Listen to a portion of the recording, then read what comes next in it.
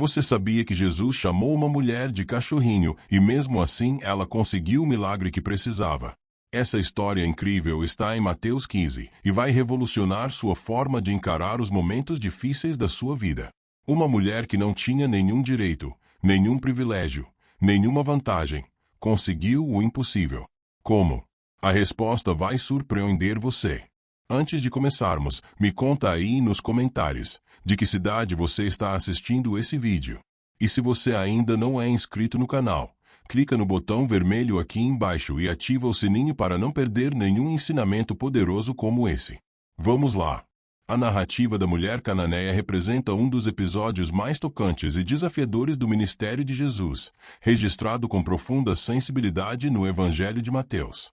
Este encontro ocorre em um momento crucial da jornada de Cristo, quando ele se retira para a região de Tiro e Sidom, territórios gentios historicamente associados aos cananeus, os antigos inimigos de Israel. A escolha geográfica não é acidental. Ela estabelece o palco para um confronto entre tradições religiosas, barreiras culturais e a natureza inclusiva do reino de Deus. Naquele tempo, as divisões entre judeus e gentios eram profundas e complexas, fundamentadas em séculos de história, conflitos e interpretações religiosas. Os judeus se consideravam o povo escolhido de Deus, depositários da lei e das promessas divinas. Os gentios, por outro lado, eram vistos como impuros, excluídos das bênçãos da aliança abraâmica. A região de Tiro e Sidom carregava memórias amargas. Eram cidades fenícias que representavam a idolatria e o paganismo contra os quais os profetas de Israel haviam combatido fervorosamente. Jesus, ao entrar neste território, já sinalizava algo revolucionário. Enquanto os fariseus e escribas se isolavam cuidadosamente dos gentios para manter sua pureza ritual, o mestre atravessava fronteiras físicas e espirituais. Ele acabará de confrontar os líderes religiosos sobre suas tradições humanas que anulavam os mandamentos de Deus, especialmente quanto às leis de pureza cerimonial. Agora, em território gentil, ele teria a oportunidade de demonstrar que a verdadeira pureza não é uma questão de etnias ou rituais, mas de coração. A mulher que viria ao encontro de Jesus era duplamente marginalizada. Era gentia e era mulher. Na sociedade patriarcal judaica, as mulheres tinham poucos direitos e sua voz raramente era ouvida em questões públicas ou religiosas. Ser cananeia a colocava ainda mais distante das expectativas messiânicas judaicas. Os cananeus eram descendentes de Canaã, filho de Cã, sobre quem recaíra uma maldição segundo a tradição do Antigo Testamento. Eram os habitantes originais da Terra Prometida, expulsos por ordem divina quando Israel tomou posse da região. Contudo, é precisamente através desta mulher improvável que Jesus revelaria uma das lições mais profundas sobre fé, perseverança e a natureza universal de sua missão. O Evangelho de Marcos identifica esta mulher como Ciro-fenícia, enfatizando sua origem gentia.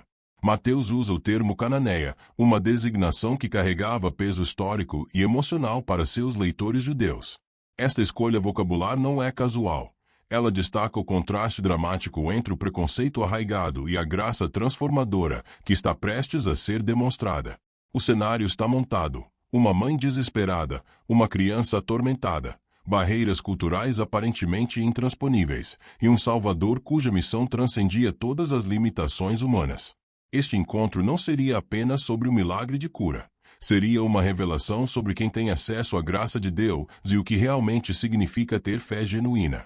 A mulher cananeia não apenas se aproxima de Jesus, ela irrompe na cena com um clamor que ecoa através dos séculos: Senhor, filho de Davi, tem misericórdia de mim. Minha filha está cruelmente endemoniada. Este grito revela múltiplas camadas de significado e demonstra uma compreensão surpreendente da identidade messiânica de Jesus.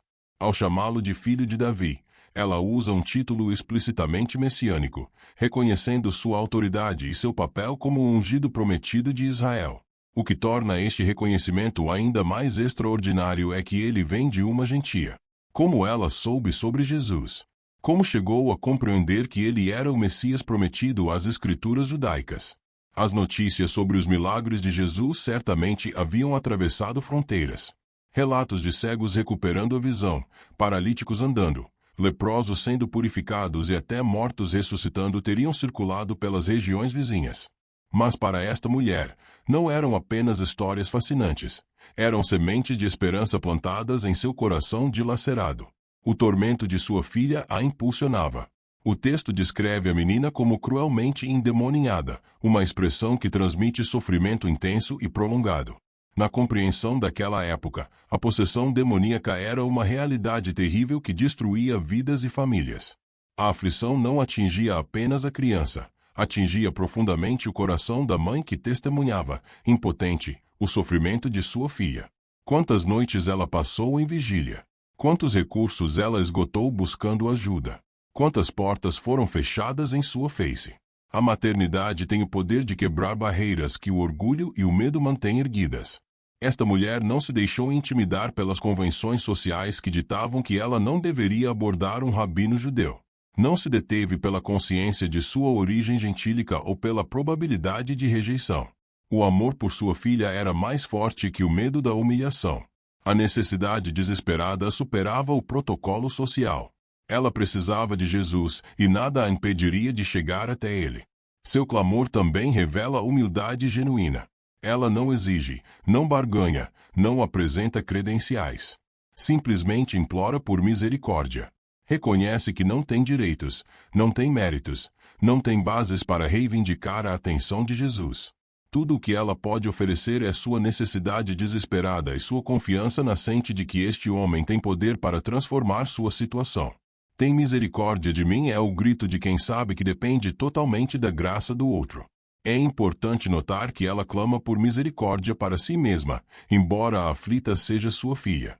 Este detalhe comovente revela a profundidade do amor materno. O sofrimento da filha é seu próprio sofrimento. A angústia da criança se tornou sua angústia. Não há separação entre o tormento de uma e a dor da outra.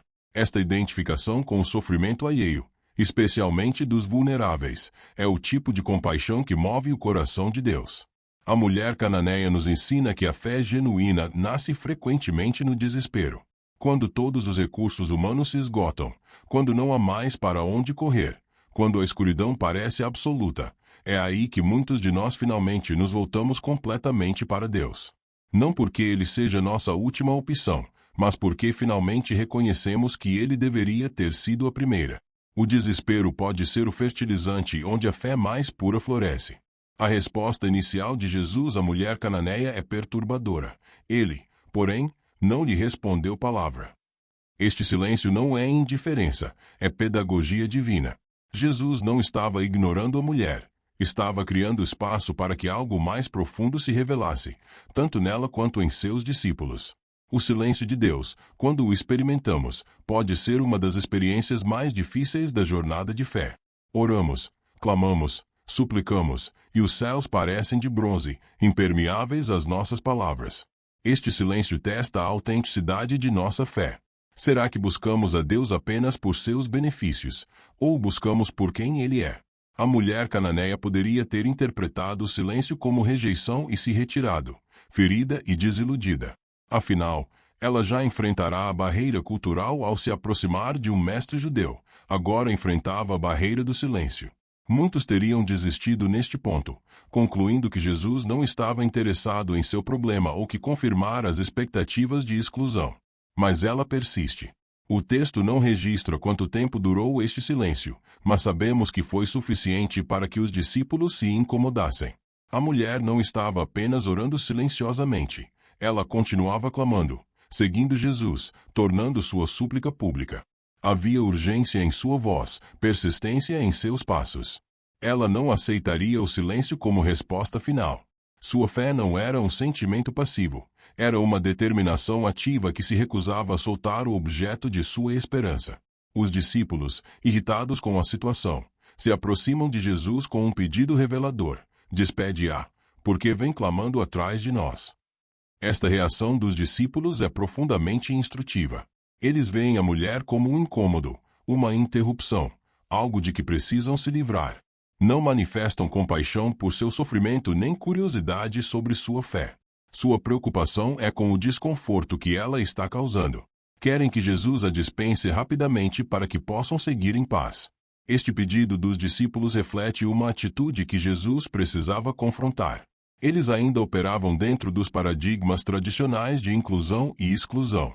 Para eles, era óbvio que uma mulher gentia não merecia a atenção de seu mestre. Não percebiam que estavam testemunhando um momento definidor, no qual Jesus demonstraria que sua missão transcendia as fronteiras étnicas de Israel. A irritação deles com a mulher revelava quanto ainda precisavam aprender sobre o coração de Deus. O silêncio de Jesus, portanto, servia múltiplos propósitos. Para a mulher, era um teste de perseverança e profundidade de fé. Para os discípulos, era uma exposição de seus próprios preconceitos e falta de compaixão. Para nós, leitores contemporâneos, é um lembrete de que os silêncios de Deus não são ausências de Deus. Ele pode estar silencioso, mas não está distante. Pode parecer não responder, mas está profundamente atento. Está trabalhando em níveis que ainda não compreendemos. A mulher cananeia nos ensina que a fé verdadeira não desiste quando Deus parece silencioso. Ela persiste, não por teimosia, mas por convicção profunda de que aquele a quem clamamos é bom, mesmo quando não sentimos sua presença ou ouvimos sua voz. O silêncio de Deus é frequentemente o contexto onde nossa fé amadurece de superficial para profunda, de condicional para incondicional, de transacional para relacional. Quando Jesus finalmente fala, suas palavras são ainda mais desconcertantes que seu silêncio. Não fui enviado senão às ovelhas perdidas da casa de Israel. Esta declaração parece confirmar os piores temores da mulher e as expectativas dos discípulos. Jesus está afirmando que sua missão é limitada ao povo judeu. Está dizendo que os gentios estão fora do alcance de seu ministério. A porta que ela esperava encontrar aberta parece estar definitivamente fechada. Esta afirmação de Jesus precisa ser compreendida em seu contexto mais amplo. É verdade que o ministério terreno de Jesus foi primariamente direcionado a Israel. Ele nasceu judeu, foi criado na tradição judaica, ensinou nas sinagogas, citou as escrituras hebraicas e trabalhou principalmente entre seu próprio povo. A estratégia divina era que a salvação viesse primeiro para o judeu, depois para o grego, como Paulo explicaria posteriormente. Israel deveria ser a luz para as nações, o canal através do qual as bênçãos de Abraão alcançariam todos os povos. No entanto, seria um erro interpretar as palavras de Jesus como uma rejeição definitiva dos gentios. Ao longo dos evangelhos, vemos Jesus interagindo favoravelmente com não-judeus, o centurião romano cuja fé ele elogiou, a mulher samaritana ao poço, os gadarenos libertados da legião de demônios. Jesus não estava dizendo que os gentios eram indignos da graça de Deus, mas reconhecendo a sequência do plano redentor divino. A mensagem deveria ser oferecida primeiro a Israel, mas não exclusivamente a Israel. A resposta de Jesus pode também ser vista como um teste adicional da fé da mulher. Ele está elevando a barra, criando oportunidade para que ela demonstre a profundidade de sua convicção. É como se perguntasse: você realmente acredita que eu posso e quero ajudá-la, mesmo diante desta declaração aparentemente excludente? A fé superficial teria recuado. A fé genuína encontraria uma maneira de perseverar. E a mulher não recua. Em vez de aceitar a resposta como final, ela se aproxima ainda mais. Ela, porém, veio e adorou-o, dizendo: Senhor, socorre-me. Este é um momento de beleza extraordinária. Diante da aparente rejeição, ela não se retira com amargura ou ressentimento. Em vez disso, ela se ajoelha em adoração. Reconhece a autoridade de Jesus mesmo, quando ele parece estar negando seu pedido. Sua adoração não é condicionada ao recebimento do milagre. Ela o adora porque ele é digno, independentemente de sua decisão sobre seu caso. A adoração desta mulher contrasta dramaticamente com a atitude de muitos que se aproximam de Deus apenas como um meio para um fim. Ela não está negociando, está se submetendo. Não está exigindo, está suplicando. Sua postura física de prostração reflete sua postura espiritual de humildade total. Ela entende algo profundo. Mesmo que Jesus diga não ao seu pedido específico, ele ainda merece adoração. Esta é a essência da fé madura. Seu segundo clamor é ainda mais simples que o primeiro: Senhor, socorre-me. Ela reduziu sua súplica ao essencial. Não apresenta argumentos elaborados. Não tenta convencer Jesus de que ela merece ajuda. Simplesmente reconhece sua necessidade absoluta de socorro e sua capacidade absoluta de socorrer. Há uma honestidade crua neste pedido que toca o coração. É o grito de quem não tem mais defesas, não tem mais disfarces, apenas necessidade desesperada e confiança frágil mas genuína. Jesus continua testando: não é bom tomar o pão dos filhos e lançá-lo aos cachorrinhos. Esta é, sem dúvida, a declaração mais chocante de todo o encontro. Jesus parece estar chamando a mulher de cachorro, usando uma metáfora que os judeus frequentemente empregavam de forma depreciativa para se referir aos gentios. O pão dos filhos representa as bênçãos do reino destinadas a Israel. Os cachorrinhos representam os gentios que não têm direito a esse pão. A resposta da mulher cananeia a esta aparente ofensa é nada menos que brilhante. Sim, Senhor, mas até os cachorrinhos comem das migalhas que caem da mesa dos seus donos. Com esta frase engenhosa, ela transforma o que parecia ser um insulto definitivo em uma oportunidade de demonstrar fé excepcional. Ela não contesta a analogia de Jesus. Em vez disso, ela a aceita e a expande de maneira que abre espaço para sua inclusão. Esta resposta revela várias características notáveis da fé genuína. Primeiro, ela demonstra humildade profunda. A mulher não se ofende com a comparação aos cachorrinhos. Não se ergue em orgulho ferido dizendo: como ousas me chamar assim? Em vez disso, ela aceita a posição humilde e argumenta a partir dela. É como se dissesse: está bem, se sou como um cachorrinho, então permita-me ter o que os cachorrinhos recebem. Esta é a humildade que reconhece que não temos direitos diante de Deus, apenas necessidades que apelam à sua graça. Segundo, sua resposta revela criatividade e inteligência. Ela não está apenas repetindo fórmulas religiosas ou súplicas convencionais. Ela está pensando, engajando-se, dialogando. Ela pega a metáfora de Jesus e a desenvolve de maneira que cria uma ponte lógica para seu pedido. Se há crianças à mesa, haverá migalhas. Se há migalhas, os cachorrinhos as recebem. Ela não está pedindo o pão inteiro destinado aos filhos. Está pedindo apenas as migalhas que naturalmente caem. É uma argumentação elegante e persuasiva. Terceiro, sua resposta demonstra fé inabalável na abundância da graça de Deus. Ela não vê o reino de Deus como um recurso escasso onde a bênção de um necessariamente significa a privação de outro. Ela entende que há abundância suficiente na mesa do Senhor para alimentar tanto os filhos quanto os cachorrinhos. As migalhas da graça divina são mais que suficientes para suprir sua necessidade. Ela não está competindo com os judeus pelas bênçãos de Deus, está simplesmente confiando que há mais que suficiente para todos. Quarto, ela mantém seu reconhecimento da prioridade de Israel. Ao concordar com a metáfora dos filhos e cachorrinhos, ela não está contestando o lugar especial de Israel no plano de Deus.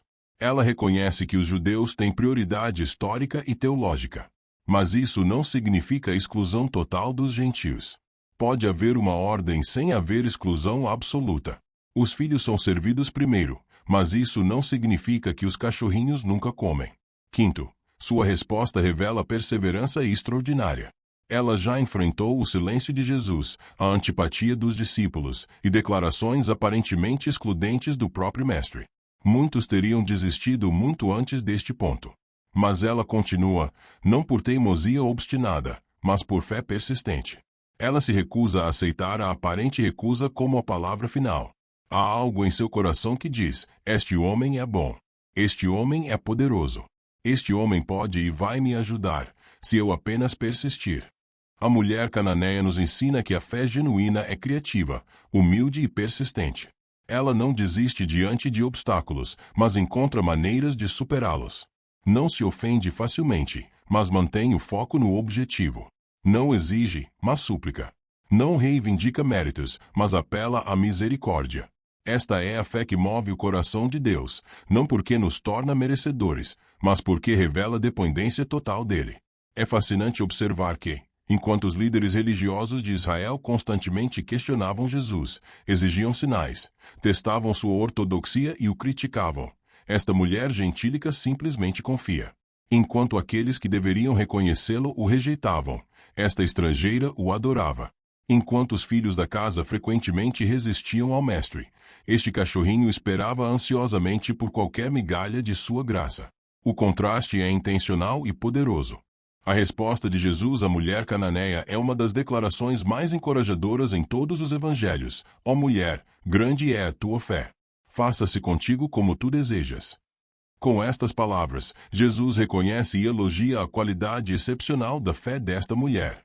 É notável que, em todo o Evangelho de Mateus, apenas 2 pessoas são elogiadas por Jesus por terem grande fé, e ambas são gentios.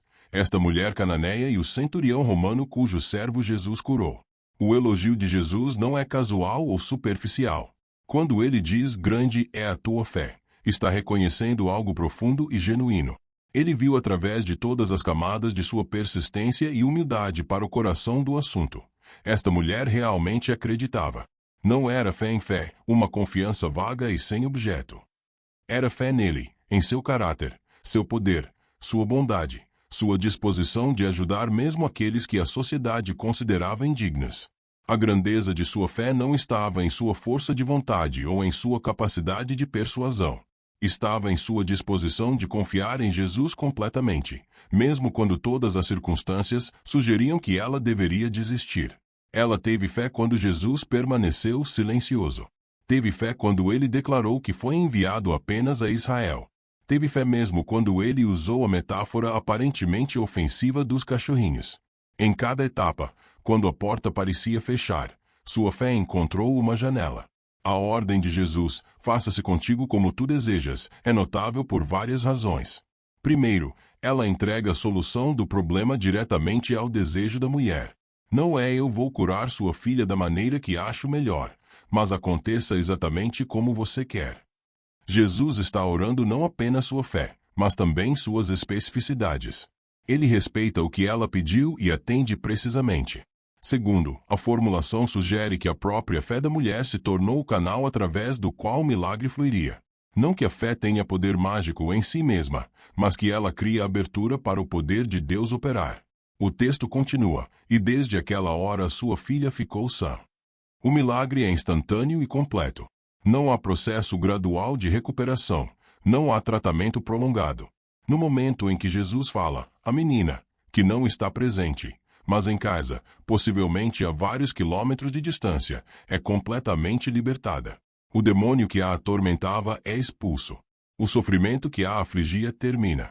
A paz retorna àquela casa. Esta cura à distância demonstra o poder absoluto de Jesus sobre o reino espiritual e sobre o espaço físico. Para a mulher, este momento deve ter sido de júbilo indescritível. Toda a perseverança valeu a pena. Toda a humilhação aparente resultou em vitória. Todo o teste de fé culminou em milagre. Ela veio como uma gentílica implorando misericórdia. Ela sai reconhecida como uma mulher de grande fé. Ela chegou como alguém fora dos limites da graça. Ela parte como testemunha de que a graça de Deus não conhece fronteiras. Este desfecho do encontro revela algo crucial sobre o coração de Deus. Jesus nunca pretendeu realmente recusar a mulher. Todas as aparentes barreiras eram testes pedagógicos, oportunidades para ela demonstrar e para os discípulos aprenderem sobre a natureza da fé genuína. Deus não se deleita em nos fazer sofrer ou em nos negar boas coisas. Mas Ele às vezes permite testes e provações porque sabe que é através deles que nossa fé se purifica e se fortalece. A resposta positiva de Jesus também antecipa a grande comissão que ele daria aos discípulos após sua ressurreição: ir e fazer discípulos de todas as nações. Este encontro com a mulher cananeia é uma prévia do Evangelho universal. Ela representa os milhões de gentios que viriam a crer em Jesus como Salvador. Sua fé prefigura a fé da igreja predominantemente gentílica que surgiria nas décadas seguintes. Ela é uma pioneira, abrindo caminho para incontáveis outros que viriam de fora das fronteiras de Israel.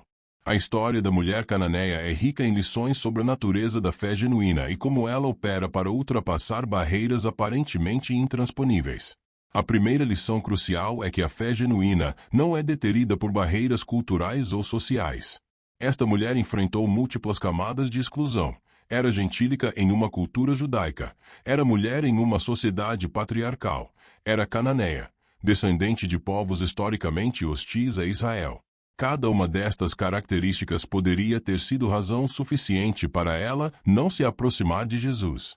Mas ela viu além das convenções sociais para a realidade espiritual. Jesus tinha poder para ajudá-la, e isso era tudo que importava. Em nosso mundo contemporâneo, ainda erigimos barreiras entre nós e eles. Criamos divisões baseadas em etnia, classe social, educação, denominação religiosa, orientação política. Achamos que Deus está mais disponível para alguns grupos do que para outros. A mulher cananeia nos lembra que a graça de Deus não respeita nossas categorias humanas de inclusão e exclusão. O Evangelho é para todos, e a fé genuína reconhece isso, recusando-se a ser limitada por preconceitos culturais. A segunda lição é que a fé genuína persiste através do silêncio e da aparente rejeição de Deus. Uma das experiências mais difíceis da vida espiritual é quando oramos fervorosamente e sentimos apenas silêncio em resposta. Interpretamos o silêncio como ausência, a demora como negação. Mas a mulher cananeia nos ensina que o silêncio de Deus não é indiferença de Deus. Ela continuou clamando mesmo quando Jesus não respondeu inicialmente. Continuou buscando mesmo quando ele pareceu recusar. Sua fé não estava baseada em respostas imediatas, mas em confiança no caráter daquele a quem ela clamava. Esta perseverança não é teimosia obstinada ou manipulação religiosa. Não é o equivalente espiritual de uma criança fazendo birra até conseguir o que quer. É, em vez disso, a confiança profunda de que Deus é bom, mesmo quando não entendemos seus caminhos. É a recusa de deixar que circunstâncias difíceis definam nossa teologia. É a determinação de continuar confiando mesmo quando confiar parece irracional. A terceira lição é que a fé genuína é caracterizada por humildade profunda. A mulher cananeia não chegou exigindo seus direitos ou apresentando seus méritos. Ela veio como mendiga, não como credora. Aceitou a posição humilde de cachorrinho sem se ofender. Esta humildade não é autodepreciação doentia, mas reconhecimento honesto de nossa posição diante de Deus. Não merecemos sua graça, precisamos dela. Não temos créditos a reivindicar, temos apenas necessidades a confessar. A quarta lição é que a fé genuína é criativa e engajada, não passiva ou formulaica. A resposta da mulher sobre as migalhas que caem da mesa não era uma frase pré-fabricada que ela aprendeu em alguma escola rabínica. Era uma resposta criativa, nascida do momento, demonstrando que ela estava realmente engajada na conversa com Jesus. Ela estava pensando, refletindo, interagindo.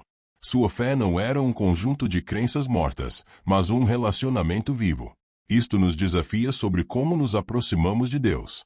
Frequentemente, nossa vida de oração se torna mecânica. Repetimos as mesmas frases, usamos os mesmos clichês religiosos, seguimos os mesmos padrões. Mas Deus nos convida a uma interação genuína, onde trazemos nossa mente, nosso coração, nossa criatividade para a conversa. Ele quer relacionamento real, não rituais vazios. A quinta lição é que a fé genuína reconhece a abundância da graça de Deus. A mulher não via a graça como recurso escasso que precisava ser guardado zelosamente apenas para os privilegiados.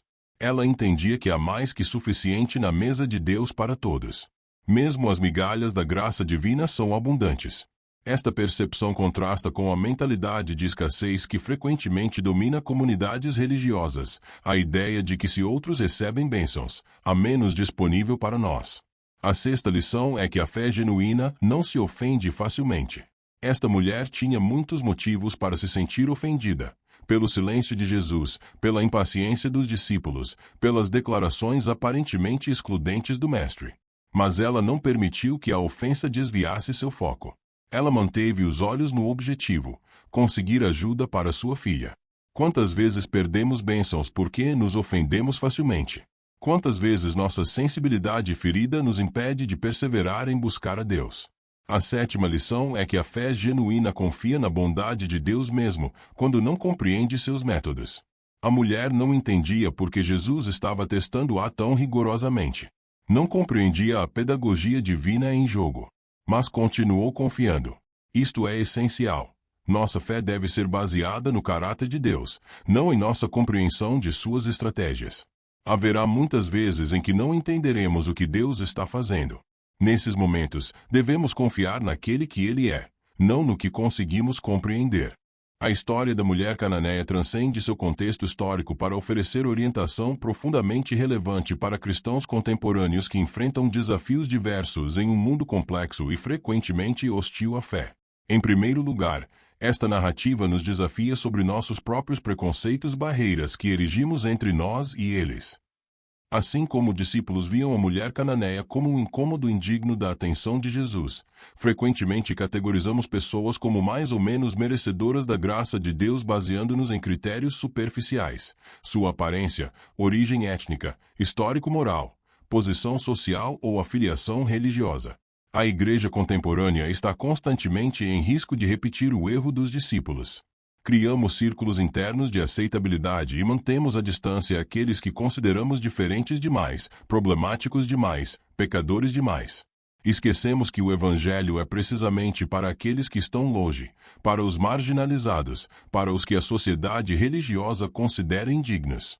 A mulher cananeia nos lembra que Deus frequentemente escolhe trabalhar através daqueles que menos esperamos, e que a fé genuína pode ser encontrada nos lugares mais improváveis. Esta história também fala poderosamente para aqueles que se sentem excluídos ou marginalizados. Se você já sentiu que não é suficientemente bom para Deus, que seu passado o desqualifica, que sua origem o coloca fora do alcance da graça divina, a mulher cananeia tem uma mensagem para você.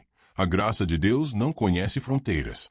Você não precisa ser perfeito para se aproximar de Jesus. Não precisa ter sua vida completamente organizada. Não precisa pertencer ao grupo certo ou ter as credenciais corretas. Você precisa apenas vir como está, com sua necessidade desesperada e sua fé frágil mas genuína. Para aqueles que estão passando por períodos de silêncio divino, quando as orações parecem não ser ouvidas e os céus parecem fechados, esta narrativa oferece encorajamento profundo. O silêncio de Jesus para a mulher cananeia não era indiferença, era teste e pedagogia. Ele estava trabalhando algo mais profundo nela e em seus discípulos. Da mesma forma, quando Deus parece silencioso em nossa vida, Ele pode estar trabalhando em níveis que ainda não compreendemos.